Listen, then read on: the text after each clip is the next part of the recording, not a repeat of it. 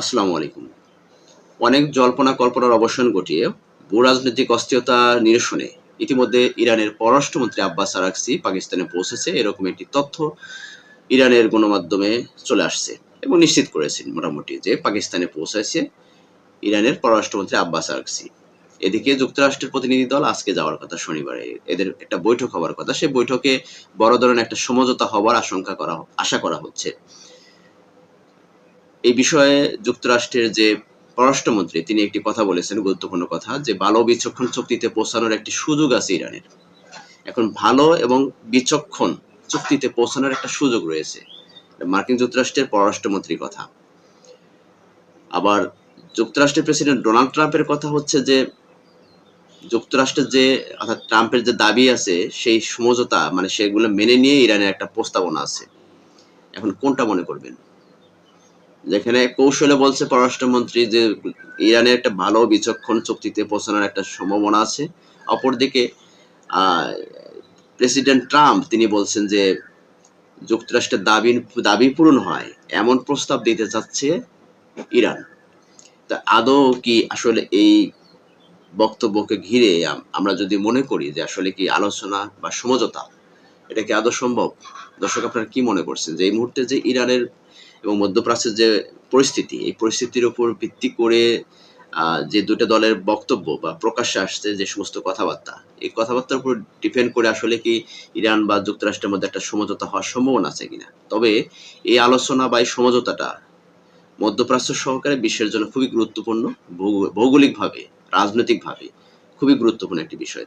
চলুন আমরা আসলে এই বিষয়টি নিয়ে একটু ক্লিয়ার হওয়ার চেষ্টা করি। যদি ইরানের পক্ষ থেকে ইরানের যে দাবি আছে, ইরানের মূল দাবিটা কি? ইরানের মূল দাবিটা হচ্ছে যে যুক্তরাষ্ট্র যে ইরানের উপর বিভিন্ন নিষেধাজ্ঞা দিয়েছে, যেমন বন্দরগুলো বিশেষ করে, এবং হরমুজ প্রণালীর যে একক আধিপত্য যুক্তরাষ্ট্রের ছিল, সেই আধিপত্যটাকে সরিয়ে দিয়ে সেই হরমুজ প্রণালী যেটা ইরানের অধীনে নেওয়ার চেষ্টা করছে, এটাই হচ্ছে দুটো মূল ফ্যাক্ট।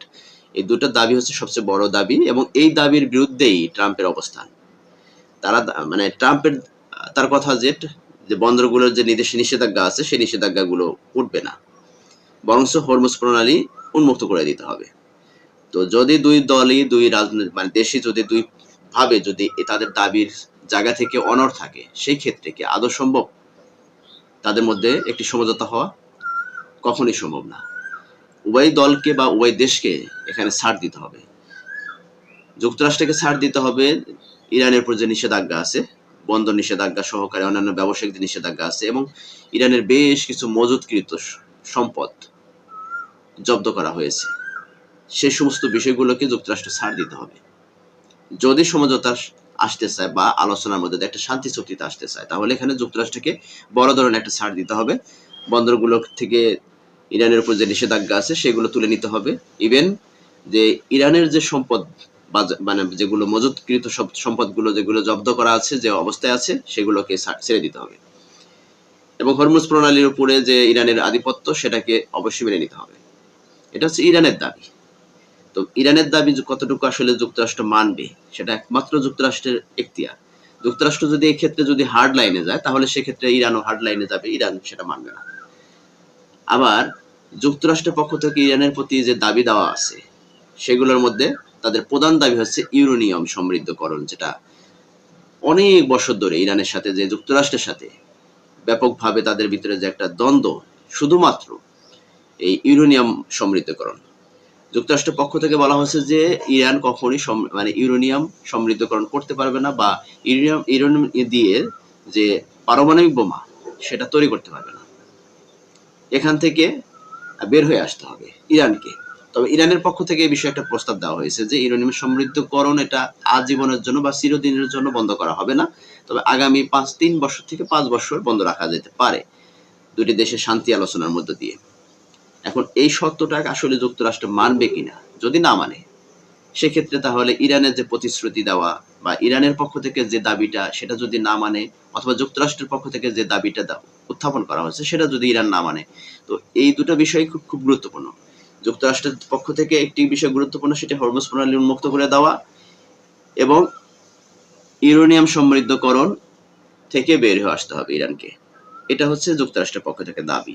অপরদিকে ইরানের দাবি হচ্ছে যে বন্দরগুলো থেকে ইভেন যে মজুতকৃত সম্পদ সেগুলো যে নিষেধাজ্ঞা আছে সেখান থেকে যুক্তরাষ্ট্রকে বের হয়ে আসতে হবে এবং হরমুজ প্রণালীর তার আধিপত্যকে মানে বাদ দিয়ে এখন ইরানের যে আধিপত্য সেখানে ইরানের কথাই হরমুজ প্রণালী চলবে।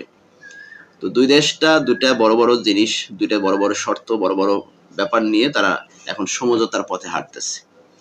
এই অবস্থায় আসলে এই পাকিস্তান তথা মধ্যপ্রাচ্যের কিছু রাষ্ট্র, ইভেন পরাশক্তি রাষ্ট্র পিছন থেকে যারা মোটামুটি যারা কাজ করতেছে, চীন এবং রাশিয়া, এদের যে পরিকল্পনা, আসলে পরিকল্পনাটা কতটুকু বাস্তবায়ন হতে পারে সেটা এখন এই আলোচনার মধ্যে দিয়ে বোঝা যাবে। আদৌ কি আজকে আলোচনা হবে কিনা এটা এখন পর্যন্ত নিশ্চিত না।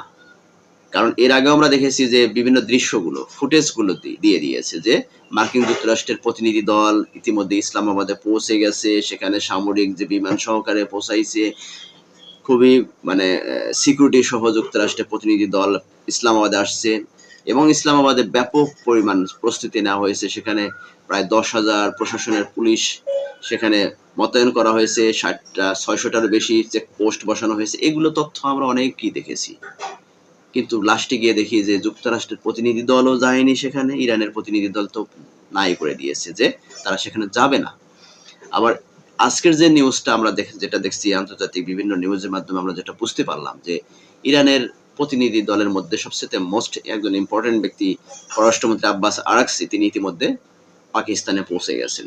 আদৌ কি পৌঁছাইছেন কিনা এটা নিশ্চয়তা আসলে কতটুকু, যদিও ইরানের গণমাধ্যমের থেকেই একটা প্রকাশিত যে ইরানের গণমাধ্যমে বলছে যে আসলে আমাদের পররাষ্ট্রমন্ত্রী ইতিমধ্যে পাকিস্তানে পৌঁছে গেছেন।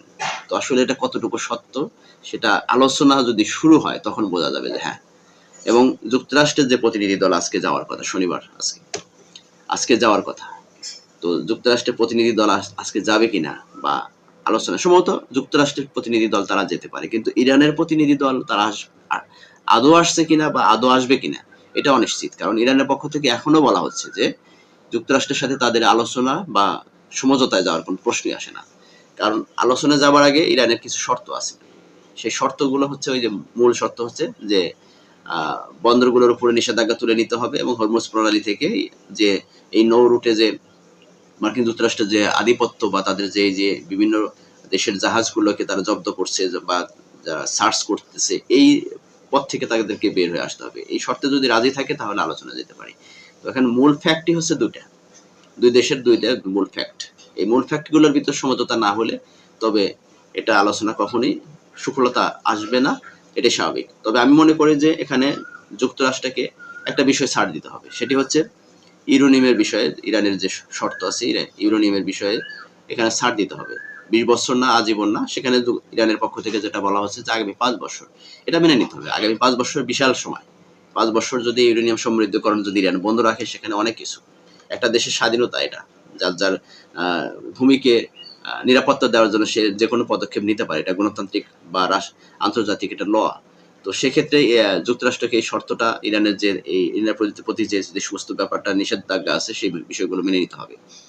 আর দ্বিতীয়ত হচ্ছে যে ইরানের যে বিষয়টা যে নিষেধাজ্ঞাগুলো, এই নিষেধাজ্ঞাগুলো তুলে নিতে হবে, এখানে ছাড় দিতে হবে যুক্তরাষ্ট্রকে।